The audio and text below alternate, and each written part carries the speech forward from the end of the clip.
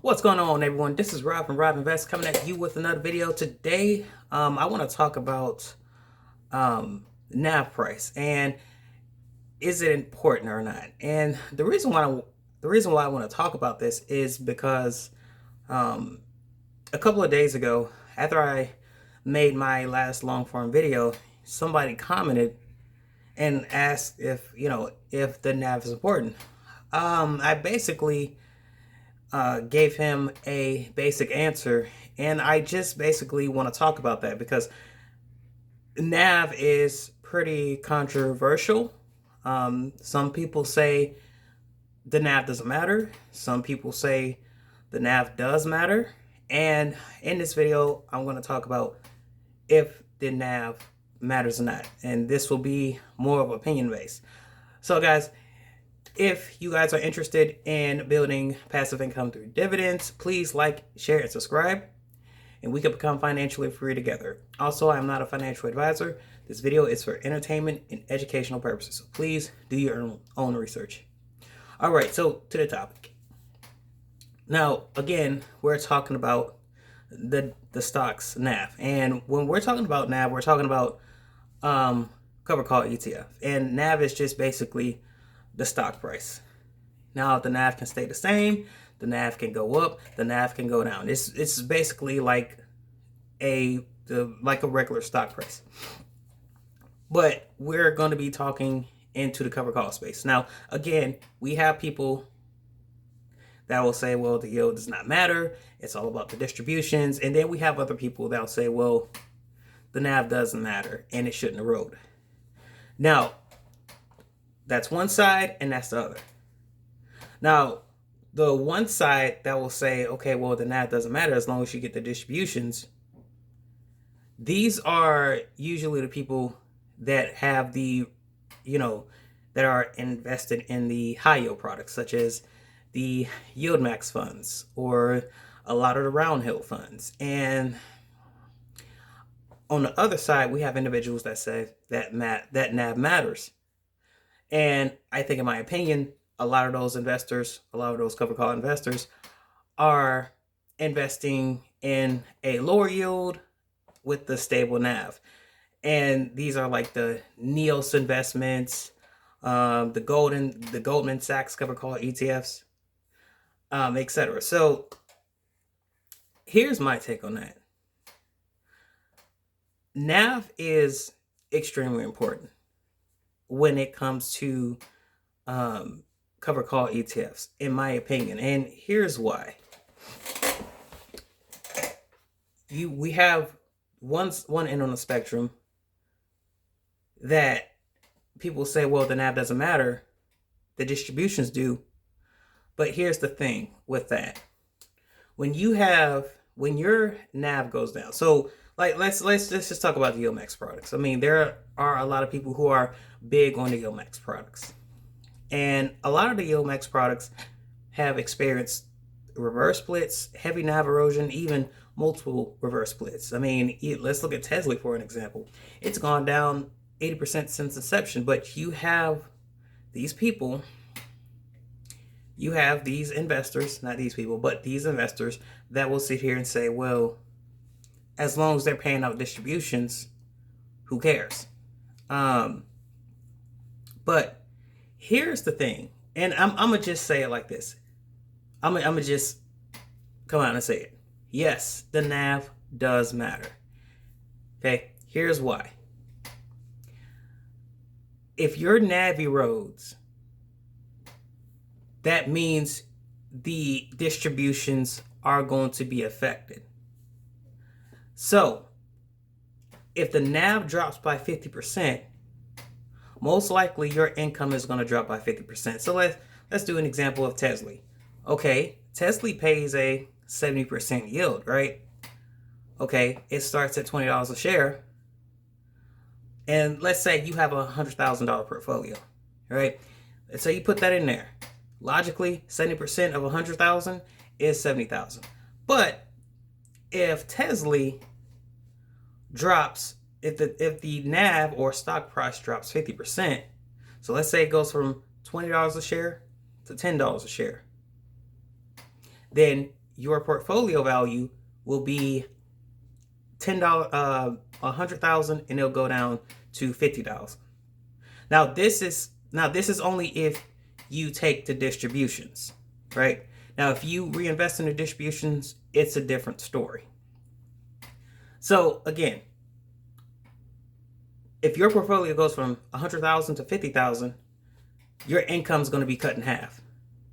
So the $70,000 a year you were supposed to get because you were getting a 70% return, now that it went down to 50% to 50,000, you're only going to make 35,000 a year, which is kind of ridiculous to me. I mean, and I've explained this in a lot of my videos.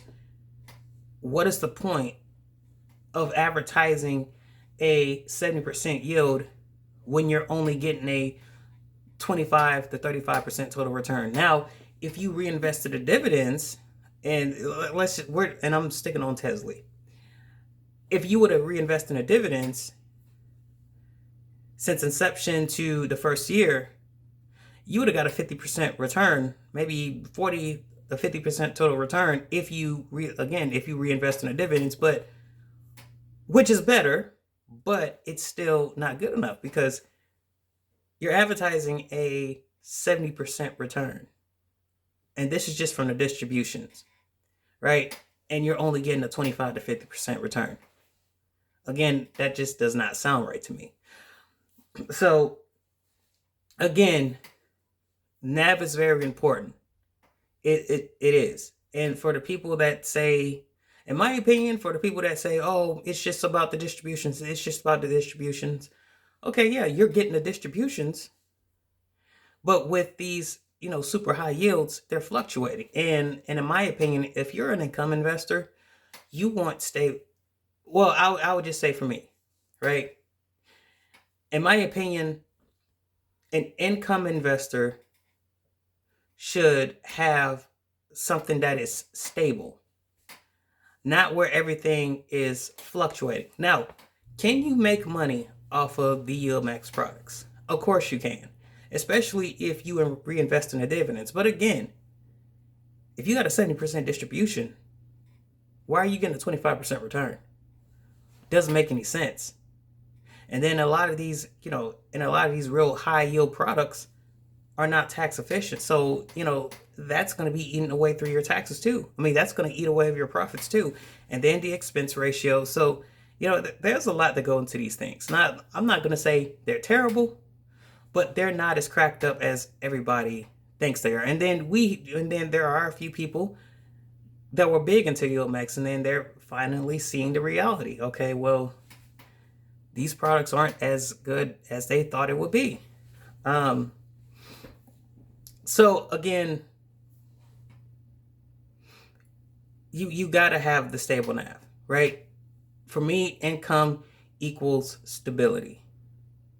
Like, I don't want to have a, let's say, I don't want to have a let's say $100,000 portfolio, and then 1 month I'm making $2,000, and then the next month I'm making $1,000, and then the month after that I'm making $1,500, and then the month after that I'm making $750.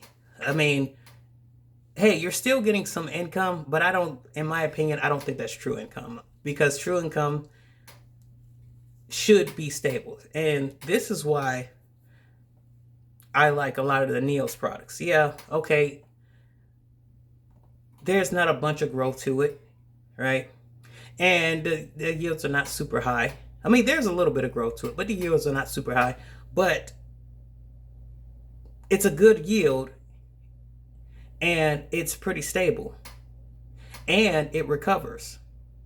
We've had a good amount of downturns. We had the Liberation Day where all the stocks went down, all the cover call ETFs went down, and it recovered. With these high yield products like the Yield Max products and some round hill products, they won't recover, and they will never recover. And if they don't change their strategy, what's going to happen? They're going to have a reverse split after reverse split after reverse split. And guess what? Guess who's going to be hurt at the end? The investor is. The people that are making these strategies, the CEO, the co-founder of YieldMax, they're going to make their money one way or another.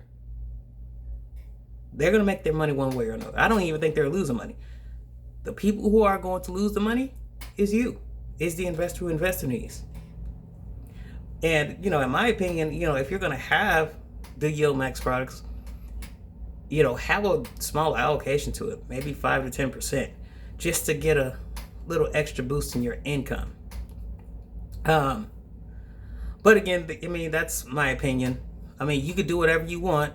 I'm not telling you to invest in what I invest in, and I'm not telling you to invest or don't invest in YieldMax. Hey, it's your money. You do whatever you want. But in my opinion, the NAV is very important, because your NAV is going to determine your income. Oh yeah, and the last thing I want to point out, I kind of want to compare like the YieldMax funds to just like a traditional dividend paying stock, right? If you got a dividend paying stock, let's say Coca-Cola pays around 3.5% yield, maybe sometimes high 2s, low 3s, mid 3s, depending on the market, right? You're going to get a 3% yield. You're going to get a total return of, let's just say it's 3%. You're going to get a total return of 3%, no matter what. But with the ultra high yield covered call ETF, you get a 70% yield. That doesn't mean you're going to get a 70% return. If you guys get my drift. But enough with the rant. Again, the NAV is very important if you want a stable portfolio, if you want a stable income stream. I don't care if you guys like it or not. These are just facts. Just look at the chart. Just look at the charts on the YieldMax charts versus the NEOS investment charts, even the Goldman Sachs chart. So, even Defiance. Even Defiance, when they started off, the QQQY was paying a 70% yield. But the NAV eroded so bad to where I think they had to do a reverse split and they had to change their strategy. So now that QQQY, it went from a 70% yield to a 40% yield because the NAV just kept eroding. So, that's been a lot stable. That QQQY has been a lot stable, paying a 39% yield, but I think that is a little too high. And I think I explained that in my video. I think that's a little too high because QQQ, or just the NASDAQ index in general, it's not going to pay an average of a 39% return a year. All right, guys, that's all I have for you. Guys, do you guys care about the NAV? Put yes or no in the comment section. If you guys don't care about the NAV, put yes or no in the comment section. Is it just about the distribution? What are your opinions on the NAV? Just put it in the comment section. All right, guys, this is Rob from Rob Invest. Guys, again, if you like this video and found this educational and informative, please like, share, and subscribe. And I will see you guys in the next video. Thanks for watching.